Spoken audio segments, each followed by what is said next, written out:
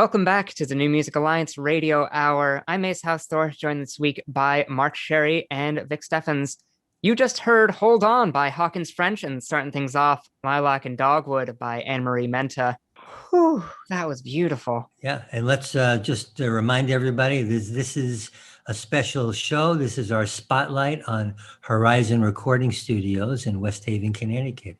And Vic Steffens is here, the producer and principal of the studio. And Vic, can you tell us a little bit about Anne-Marie Menta and your session with her at recording Lilac and Dogwood? Well, I've known Anne for like 100 years, or maybe 50. I don't know. Coincidentally, it's funny to say. I mean, I'm a drummer originally by trade, and back from the 70s on, I used to play in a band called the Scratch Band that was very well known on the East Coast, and we had some pretty well known people in it. And the funny thing is, when I left that band, I started freelancing, and I used to occasionally play drum gigs for Anne-Marie, who had sort of a folky country band that used to play around.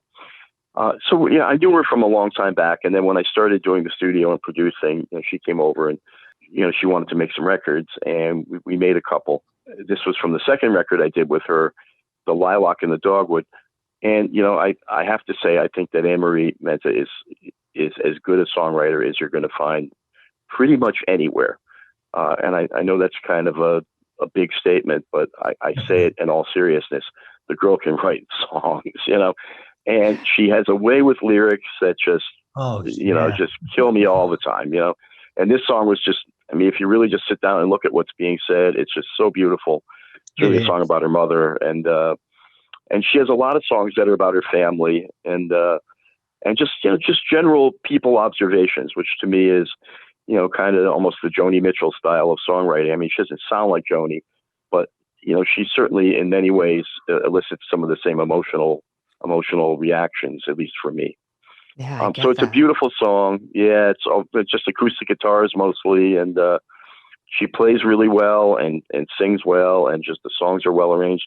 Honestly, most of the people I do, I hate to say, don't tell anybody, but it's not really all that much work for me, because if you get somebody who knows what they're doing, it's really just kind of a fun trip to just kind of get along and just ride along with it. And this particular album was no exception. And I love the song. It's one of my favorite songs she ever wrote. Well, Vic, I think the cat's out of the bag now. We're going to have to tell other people because we're on the radio. I hope you do, because, she's so modest. I mean, she doesn't really promote herself as much as like a lot of people are out there, but the funny thing is, a lot of these people that are out there promoting like crazy can't even come close to her ability.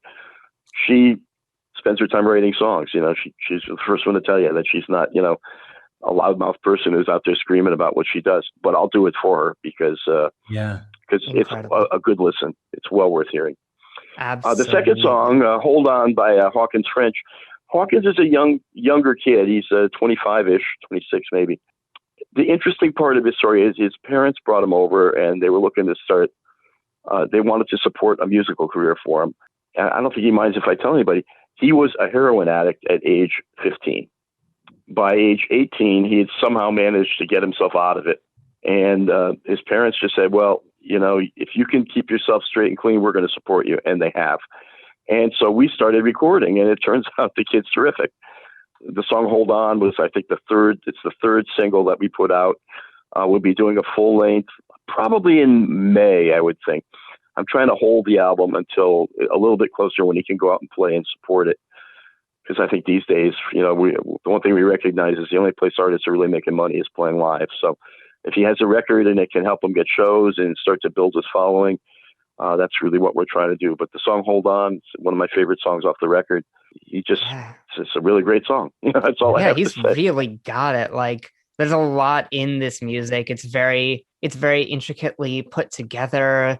The production's amazing. I'll just say that right now. But well, thank you.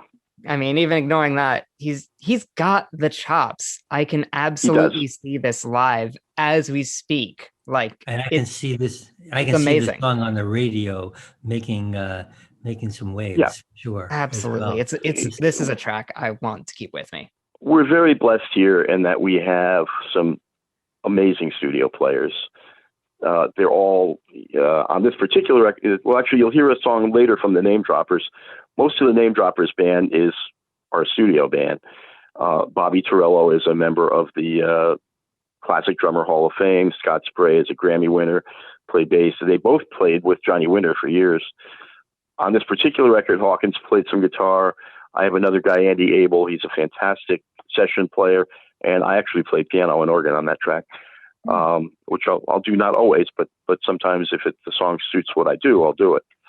So we're very lucky here, and not all these songs, but some of them will have some of the same people on them, and I'll let you know who's who. But I'm very blessed, and it makes my job so easy. I don't have to tell people what to do. I don't like telling people what to do.